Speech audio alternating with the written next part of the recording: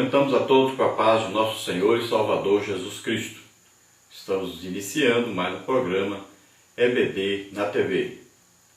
Nós estamos aí durante este primeiro trimestre de 2013 estudando nas revistas da CPAD com o tema Elias e Eliseu, um ministério de poder para toda a igreja. O nosso comentarista deste trimestre é o pastor José Gonçalves. Estaremos estudando hoje a lição de número 4, que traz para nós como assunto Elias e os profetas de Baal. Nós temos aí como texto áureo, primeiro livro dos Reis, capítulo 18, versículo 21, que diz o seguinte: Então Elias se chegou a todo o povo e disse: Até quando cocheareis entre dois pensamentos? Se o Senhor é Deus, seguiu. Se é Baal, seguiu. Porém o povo lhe não respondeu nada. Então o povo cocheava entre dois pensamentos. Ao mesmo tempo, eles pensavam: existe o Deus dos nossos pais e existe o Deus Baal. Mas como o nosso rei, os profetas, os 850 profetas que nós temos hoje aqui, todos falam de Baal, representam Baal, oferecem sacrifícios a Baal, dizem que nós devemos agradecer a Baal. Então, nós não temos outro tipo de profeta que vá nos falar, porque os profetas Jezabel havia perseguido e matado, sobravam apenas 100 profetas que estavam escondidos em cavernas, escondidos por Obadias. Existia o profeta Elias e existiam 7.000 que não se dobraram diante de Baal, mas que viviam também escondidos e com medo de morrerem. Então, o povo estava totalmente debaixo ali da orientação dos profetas de Baal, de Azerá, e agora estavam servindo a esses deuses. Não tinham mais certeza da existência do Deus verdadeiro e nem faziam qualquer tipo de adoração oficial a esse Deus verdadeiro, porque a adoração oficial era para Baal e Azerá. Então Acabe, com a sua esposa Jezabel, estavam no governo e incentivavam também a idolatria ao Deus Baal e a Deus Azerá. Elias então é chamado por Deus para levar aquele povo à verdadeira adoração, levar aquele povo de volta para Deus. E Elias então chega para eles e diz: olha, se o Deus verdadeiro é o Deus verdadeiro realmente, vocês sabem que existe o Deus verdadeiro, e se ele é o Deus verdadeiro, então vocês devem servir a ele. Agora, se vocês acham que é Baal, então sirvam a Baal, mas não fiquem aí entre dois pensamentos. Uma hora corre para um, outra hora corre para outro. Quando as coisas são resolvidas, vocês estão bem, então vocês agradecem a Baal. Quando as coisas estão ruins, vocês clamam ao Deus verdadeiro. Então decidam logo a quem vocês querem servir, porque Deus é o Deus que não aceita ninguém ficar em cima do muro.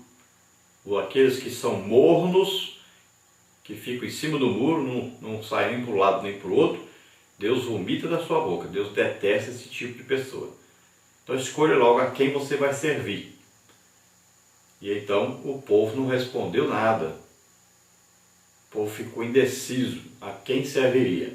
Era preciso então que Deus se mostrasse, se revelasse como o Deus verdadeiro, para que eles tomassem a decisão, para que eles seguissem o Deus verdadeiro e acabassem com aquilo, antes que a memória do povo, que todo o ensino que foi dado quando eles eram pequenos a respeito do Deus verdadeiro, fosse colocado por água abaixo.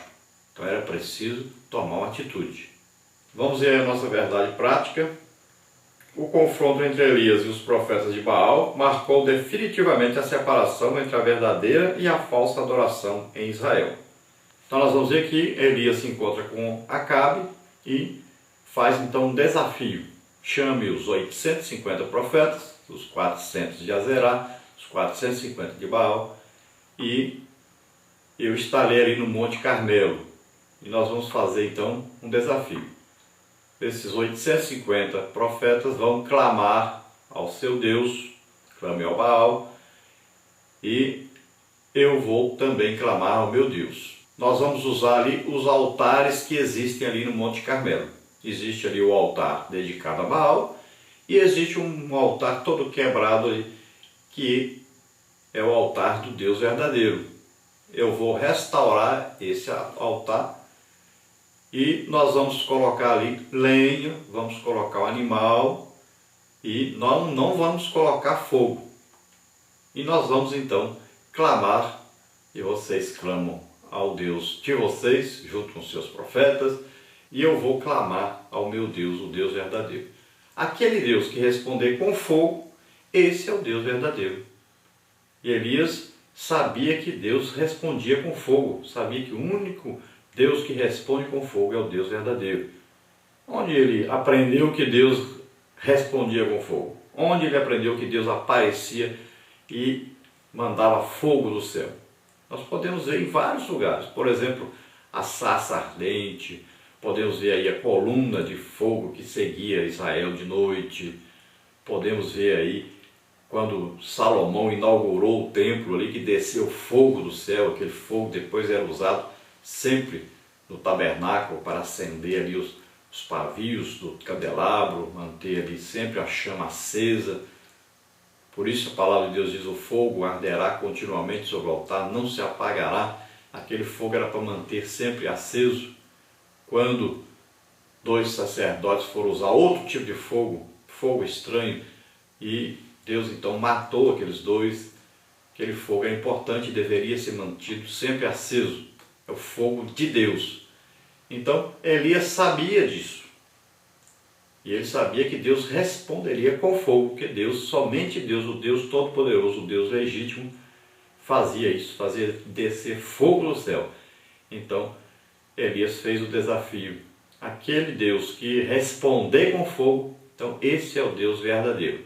Então isso era para quê? Era para marcar definitivamente a diferença entre o Deus verdadeiro e o Deus falso. A partir dali, sempre se o povo adorava Baal, adorava sabendo que ele não era o Deus legítimo. Por isso, definitivamente marcou a diferença entre o Deus verdadeiro e o Deus falso. A partir daquela época, todos diziam: olha, o Deus de Elias, o Deus verdadeiro, responde com fogo. Nós sabemos disso. E a partir de agora, quem adorar Baal já sabe que ele não é o Deus legítimo, está adorando porque quer, não está sendo enganado mais.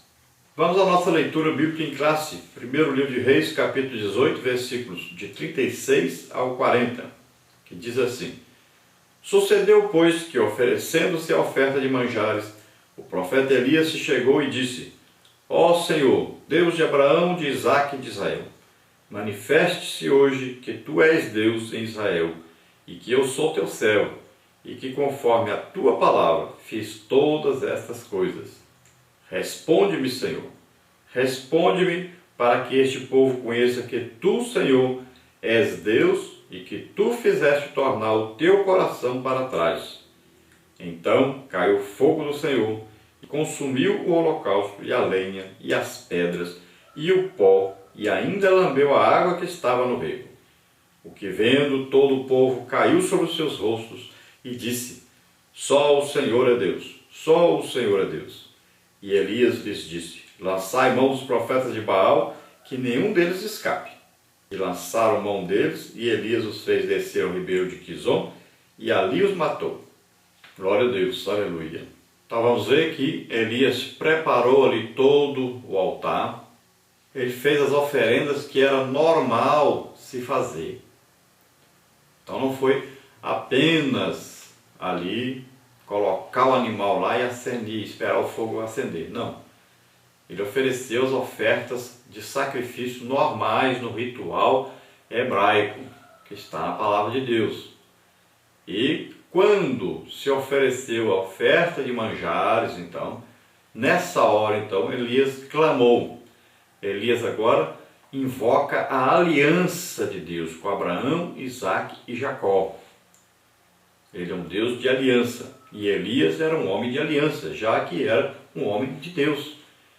Ele confiava nessa aliança. Se você quiser saber aí alguma coisa melhor, aí, mais alguma coisa sobre aliança, entre no nosso site, tem lá um estudo sobre aliança. É muito importante para entendermos o Antigo Testamento. É muito importante que você leia esse estudo sobre aliança. Então Deus tinha um compromisso com aquele povo, e aquele povo deveria voltar também a ter o compromisso com Deus. Mas a aliança foi feita com Abraão, com Isaac, com Jacó. E era uma aliança perpétua. Daquele povo nasceria então o Salvador, o Rei dos Reis, aquele que governaria durante 1000 anos a nação de Israel e todos os povos. Então havia ali uma aliança. E Elias invocou esse Deus da aliança, relembrando a ele que ele era o Deus de aliança. Então veja bem que a oração sempre é feita confiando-se, tendo fé em Deus. Então Elias queria que Deus se revelasse e revelasse que ele, Elias, era um profeta realmente de Deus, enviado de Deus. Enquanto havia ali 850 profetas representando outro Deus, que era Baal, e também Azerá, representando ali o Deus macho e o Deus fêmea. Era preciso que Deus respondesse como o Deus verdadeiro e mostrando que Elias era o profeta verdadeiro. Embora fosse um só, e eles fossem 850, a minoria é que estava com a razão. Então para Deus não existe a democracia, não é a maioria que vence. Às vezes um só está certo e a maioria está errada. Então Deus deveria revelar então quem era o verdadeiro profeta ali. E Elias pedia a Deus para responder a oração com fogo e pedia a Deus que tivesse misericórdia daquele povo, que a decisão de Deus devido à idolatria deles era destruir aquele povo. Aquele povo merecia ser destruído, deveria ser queimado ali na mesma hora que aquele fogo descesse. Eles também deveriam morrer, mas Elias pedia a Deus que ele não os destruísse. Por isso que ele diz, mostra-te, revela-te como Deus que volta atrás, ou seja, que não vai destruir esse povo, que o fogo vai descer, mas Elias tinha um medo terrível que aquele fogo, quando descesse, queimasse também todo o povo, destruísse tudo que estava ali. Então ele estava fazendo uma intercessão. Acredita-se até que Elias mandou fazer aquele rego em volta do altar e colocou bastante água ali, exatamente para que Deus fosse com seu juízo só naquele pedaço onde estava o altar, o seu fogo descesse só ali dentro e não passasse dali e queimasse todo o povo, porque Deus poderia trazer de repente o juízo sobre aquele povo e todos eles morrerem. Então veja bem que de repente Elias orando, então o fogo desce e queima tudo que está ali. Tem gente que pensa que o fogo desceu, queimou o altar e daí a pouco eles viram aí que estava ali só o altar, tinha queimado tudo em volta. Não, nada disso. Queimou foi tudo. Queimou ali o animal, a lenha, queimou as pedras, queimou o pó, até a poeira que estava ali, queimou até a água, lambeu a água, levou tudo. Então quando olharam, não tinha mais nada depois. Veja bem que se Elias não tivesse clamado a Deus por sua misericórdia, não tivesse intercedido pelo povo, não tivesse feito aquele rego de água em volta, provavelmente aquele fogo teria consumido a todos ali, teria matado todos realmente.